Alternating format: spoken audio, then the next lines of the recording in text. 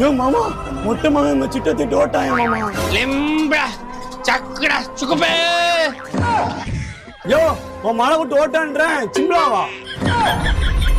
மொட்டை ஓடி போன என் மகன் இப்ப இங்க வரல. உயிரோட வச்சு உன்னை எரிச்சிரும்டா.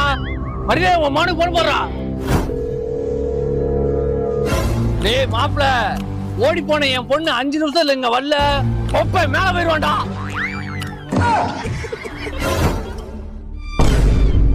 அடிங்கடா அவன. எங்க அப்பா நீ இப்ப உடல உன் மவளை கொன்றுவேன். பின்னாடி வேணா பின்னாடி வேணா பின்னாடி வேணா.